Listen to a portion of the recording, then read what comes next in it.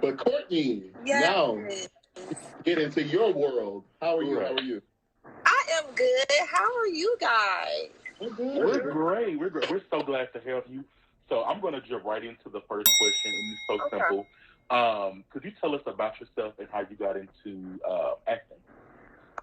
Okay, well, my name is Maya Rossell. I am, I've been born and raised. I was born here in Georgia, came back, was, dealing with Maryland up there, been to LA, everything like that. I first started getting into acting when I was like a little girl, like doing like church plays and stuff like that. And then also, when I finally, auditioned down here in Atlanta, I started getting like bigger roles, like with, also with, what's that? Like, I first got with Aretha Franklin with the stand-in. I was actually a stand-in for Jennifer Hudson. She was so nice. Like, I loved her. I met Courtney Vance, the person of the head of SAG and everything like that. Angela Bassett's husband, if everybody doesn't know. So I did like some small roles and like The Resident down here, and also I did the Marvel TV shows. I did I forgot the man's name. He's a white. It was a TV show with like a man. Oh, it was like a white man. He looked like Peter Parker.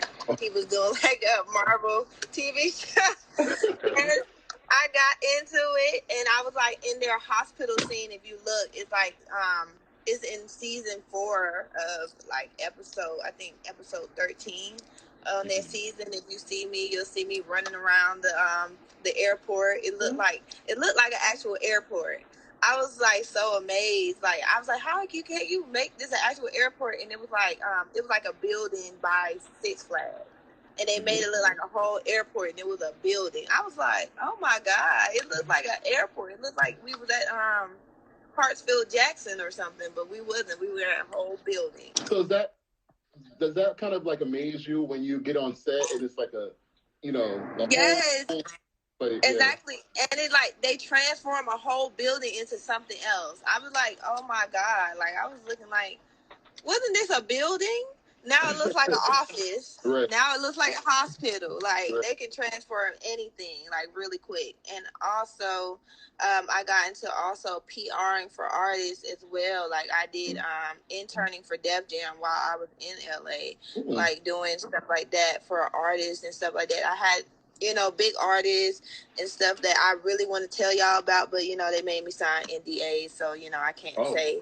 But it was I can say around the thing, he was hot and he dated Rihanna. I can tell you that.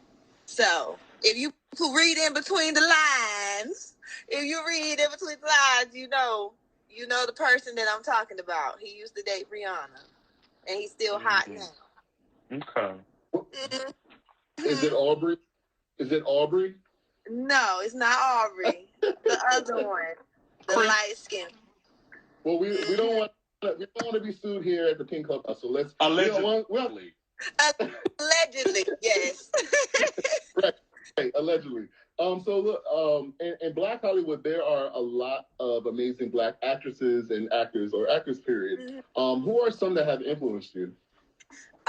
Who influenced me? Oh my God, my favorite one is she is Viola Davis. Viola Davis is my favorite one. I love her. I love how she can transform it into anything. Like she'll do any role. Like she'll do a homeless person role. She'll do a businesswoman. She'll do a cheating lawyer. I love How to Get Away with Murder. That's my favorite show. I will watch that about 50 times. Right. I love the end episode when she was trying to plead her case at the courtroom. That was my scene. Like I love it. I actually rehearsed that scene over and over again. And I do it like sometimes for my screen reads and stuff like that. And also I love Kerry Washington. I love her. I love how she can create anything. Like she makes it feel like it's in my soul. Right. Yeah. And a new actress that I also love is Eva Marcel. Like I love how she how she does the King's Men, all the King's Men. I love that, how she can actually control a room, and she's not even like that on her character. She's not even like that how the character portrays her, but she can play that role to the T. Like you would think that she was a gangster woman, you know, running the strip clubs down here in Atlanta, baby. Like how Tyler, that whole script was genius. I love it. Right. Well, I love Viola too, because that's not Bubba was iconic. Oh yes, it's not Bubba. But so a lot of times it's often said that working in film and television is hard for people of color. Was acting always the dream, and what keeps you motivated to keep going? Acting is always been my dream. Like always since I was 5 years old, on the kitchen table singing Little Mermaid. Yes, I would be like, under the... Yes, like with the hand motion and everything. My mom would be coming like, what are you doing? Get off the kitchen table. Like, so I would react every part. And also what keeps me motivated is like my strive and like seeing like all the Black women that came before me, like, you know, Whoopi Goldberg and all that, like seeing all those wonderful Black women that can transform a role like this, like that can, you know, read a script and can portray it how they read it. Like I admire that. Like that keeps me going. That keeps me like striving every day. Like I can do this. If they can do this and they can get acting coaches and everything, I can do this. I can, you know, get to my goals. I can get an Oscar. You're gonna see me on the Oscars like, hey, you know, I got an Oscar. We made it. Because once make sure you shout us out.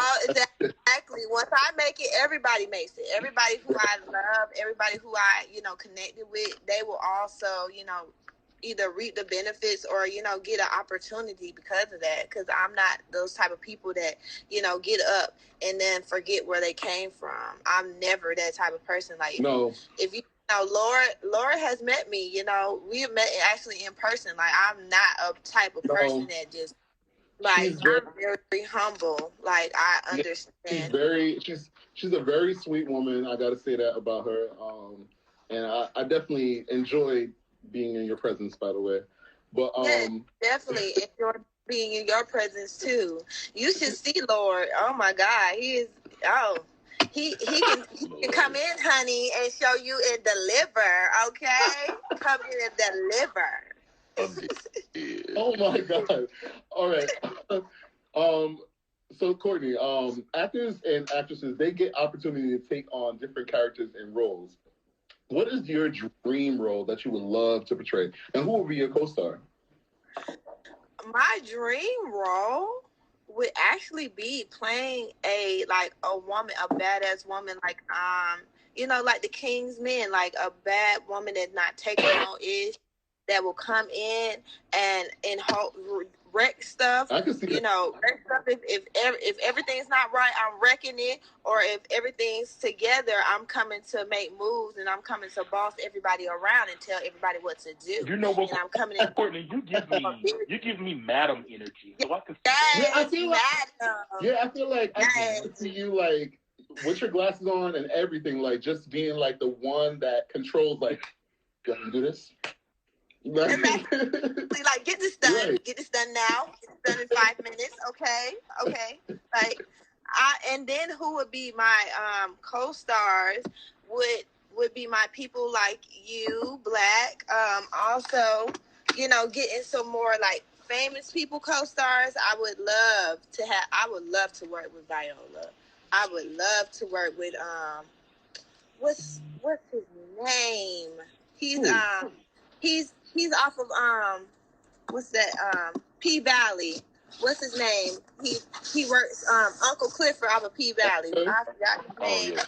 I would definitely love to work with him as well because I know he would give the flavor, honey. He would come in with them boots and give it all, okay, with that fur coat and everything. You know, deliver. Yes, I know all of y'all will deliver, and definitely he will deliver with y'all. He will give y'all the shit. Right.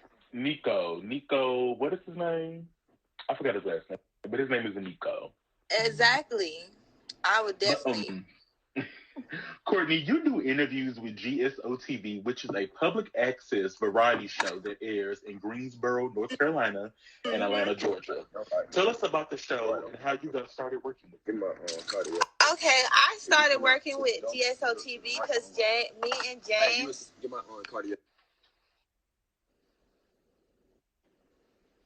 I know she recently did an interview with. No, I'm here. James, you did an interview with Candy. Me and James actually met at the lounge. We had it was a lounge down in Atlanta. It was like in Union City somewhere. It was, I forgot the name of the lounge. Don't get me if y'all are on here. I am sorry for not quoting y'all lounge, but I think it was either Chit Chats or something like that. So we went to the lounge. We actually connected. I was also with one of my friends, Travis Sky, who's also, he directs Love and Hip Hop and all the shows down here with all the reality TV. So we were, checking out the artists and everything. And so how I connected with him is he found me out, and then we talked. And then actually I went to his house in Fairburn, but I'm not going to give that location because, everybody's on here. But we went to Fairburn, and we really connected. Like, he's goals. He wants to be an actor. He actually has goals of film and stuff like that. And, ever since then, I've been taking him out to events. We've been, I took him out to the Candy event. I took him out to different events that I was dealing with Mike Beasley, one of my boys. He's my friend. Also, I took him to a lot of conventions and stuff like that, and we have actually had opportunities. If you see on my page, we actually had opportunity to interview Candy, which was a big interview. I was so nervous. I was shaking in my boots when I looked at Candy, and that security guard sitting in the back looking like this. He was looking with a still face, I know you're not gonna come in here and do. Huh? Did you ask her about the dungeon? I wanted to, but I couldn't because it was he was trying to wrap everything up. So I asked her about her sex toys and stuff like that and getting spanked, and she was laughing and stuff. That didn't make the interview, but she was talking to me about her show and what they was doing, the girls were doing, and how she was dealing with Courtney and stuff like that with the backlash about her and Courtney. Right. She said that she just, put out the episode and then, think about it. She just put it out and, she didn't think that it was going to get the reception that it did, but it did. And, Courtney was talking about people's, families and children and stuff. And that's not cool at all. That's not right. But, how, it's different strokes for different folks. Some people just want to be on TV. Some people just want to be on Bravo and get that bag, and they don't care what they say. And it's just no, you cannot do that. You cannot talk about people's kids and think you're just going to get on TV. You can get clout different ways. Everybody doesn't have to get clout the wrong way. And even if you do that kind of stuff, it'll follow you. It'll come after you. Summer will always come. But I'm happy that you, and you're always out and about, and you do a lot of, if y'all don't know, she's very much on the carpets everywhere, okay? Exactly. She Magazine, BT, even though I didn't take a picture, I was so mad I didn't take a picture because I was in joggers, so I couldn't take a picture on the BT red carpet because I was I don't want this to be out everywhere. I'm in joggers. Wait, what? And How are you in joggers? Okay, so this is how it went. I basically had to get last minute. So basically it was Mike Beasley that was supposed to be on there. He's dealing with Bootsy Badass and everything, Bootsy and them invited us out and stuff like that to come to the red carpet. So I was okay, cool. I thought, I was in joggers. I thought I had time to go to my house and change clothes. He was no, you got to get here at this time and all this stuff. I've never been to the BET Awards. This is my first time. I've been to the MTV Awards and VH1, but, it was kind of cool. In LA, it was kind of cool. You can arrive when you wanted to, make sure you was just not late to the end time at the red carpet. you could be there. But no, when you're invited somewhere and a big artist is actually inviting you and you're not, there because, you got your own ticket, you have to rush and be on their time. And I wasn't prepared. I was not ready. Listen, I get it. Because JAEGER wouldn't have stopped me from going to the BET Awards. He wasn't ready at all. What's her name? Tiffany Haddish. She wasn't ready. I wasn't. You're gonna have to keep a dress in your trunk now. Listen, I was thinking the same thing. I'm gonna keep about 5 dresses in my trunk this time, shoes and all, heels, all types of things. I'm gonna have a whole store in my back. Now, look, you did an interview with GSO TV about a month ago where you talked about getting to work with, I believe, the legendary Michael Jackson. Can you tell us about that experience and how that opportunity came about? Okay, so this is how that opportunity came about. My cousin, that is Chris Cross, he's actually had, did the tour with Michael Jackson. Crisscross the group? Crisscross the group. Everybody jump Crisscross? Yes, jump Crisscross. Chris Smith, not the one who passed away, Mac Daddy, but Mac Daddy is my godfather. Mac Daddy and Crisscross, Chris Smith is my cousin. So, rest in peace, Mac Daddy. Also, he already had, priors with him, so he was familiar of my name, but he wasn't familiar of me, so I had to go audition. So MJ Productions called me to audition because I filled out a paper and everything like that. They called me. They was like, okay, come to the auditions. I was so psyched out about the auditions as a little child. I was maybe 9 or 8. So I was so excited. I was like, oh my God, MJ Productions called me. I was telling my mama, my daddy, and everything. Right. And so we went to the auditions, and I auditioned, I act, I sung a little tune. I can carry a note, but I can't sing, child. But they were so impressed with my, my attitude and my spunkiness, and that I was just willing to work, and I was just willing at such a young age that they was like, hey, let's bring her out on tour with us. And so they didn't tell me then. They was stiff-faced during the auditions. They were so stiff-faced. I thought I bombed the auditions. So then later on, a couple days later, they called me. They was like, MJ Productions, they want you to be on the Michael Jackson tour. When I tell you, I screamed all the way down. I walked and told all my friends. Wow. I did everything. And then my mom called them and was asking them oh, hey girl, she was basically hey, what do we need? Do we need to bring her with money and nothing? They was like, no. They was like, you don't need to bring nothing. She just needs to be here at this time to catch this flight. She was like, for real? Okay. She was like, okay, you gonna make this flight because I don't have to spend no money on you. You got food for free. You got everything for free. Michael Jackson is paying for everything. She was like, okay. So then that's how I got into it. And then when we got on the flight, it was my first time flying and everything. I really enjoyed it. He took us to the tour, and then at the end of the tour, we actually had to go to his house, which was the Wonderland, and it was crazy. Neverland. Yeah, Neverland. I'm sorry. So sorry. No, you're okay. So sorry, MJ. I'm so sorry. Rest in peace. So you got to stay the night in Neverland? We got to spend the whole day in Neverland. Rides, carnival, everything. We got to meet Bubbles. Yes, I loved him. I love Bubbles. He was so sweet. He was a sweet animal. And also, when a man's rich, when he got zebras, giraffes, all types of stuff. You cannot buy no zebra and giraffe you cannot go on Google and say, can I buy a giraffe? No, you have to have special paperwork. Courtney said lions and tigers and bears. Oh my. Exactly. Lions and tigers and bears are wow. That was for a 9-year-old, that was oh my God. This man's got money. Right. Money. Well, Courtney, listen, it was such a pleasure to have you on the show. Please tell us what's next for you and how we can stay updated on all you have going on.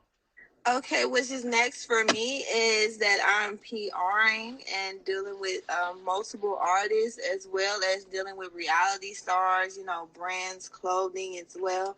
And also with my acting, once the writer strike gets over, I want to, get into the works with Warner Brothers and stuff like that. I'm having talks with like people with like, as of Nick Cannon, but don't say it. But yes, I'm in the works with stuff like that, like TV shows, reality shows. I can't say everything, but but yes, that's what's for me, like bigger things. Being a PR, being an actor. Loving everything. Dealing with stuff like that, reality TV. Getting also my artist Black on reality TV. I see you, Black. Hey.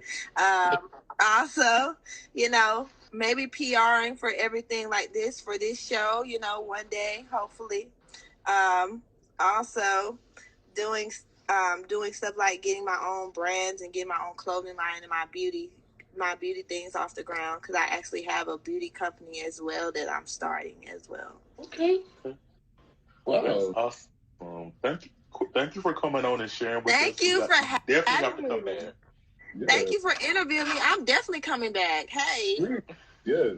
Once I get the call, I'm going to come back. You already know. Thank you so much, Courtney. Thank you for having me. Bye, everybody. Bye. Oh, that was dope. Let's go. This was another great, successful show. Both ladies were amazing. It's frustrated. Tyler Carter, the hair and lifestyle guru, content creator, and also, what did she say her real name was? Maya. I really thought her name was Courtney. Right. I mean, I was gonna ask her about that, but I didn't want to. We should have. But Courtney was amazing. She was super, super sweet. And we wish both of those beautiful women the best on their journey. Right. You have anything you want to close out with? You have a quote? A quote? You know what? I don't have a quote today, but I think today there was something that we touched on, and what would we do? And I just want to say, listen, never have too much pride to ask for help when needed. I know a lot of times we feel like if we speak out and say we need help, that we're going to be judged or no one is going to hear us. But I guarantee you that someone is listening, and everyone needs help at some point. So sometimes you have to put your pride aside and simply just speak up. And that's something I actually learned earlier today. Now check that. Now check that. Why are you worried about me and the father of my children? But this was another amazing show. Make sure you guys tune in next week. We have Steezo coming on, who's been on our show before. And then we have someone, her name is Meryl, and she actually was a spy for the government. So make sure y'all tune in next week. I'm very much excited about that. I can't even, I like Steezo and everything, but the spy, I got questions. Oh, listen. Baby, I want to know, was she trailing in the grass? I want to know. Right.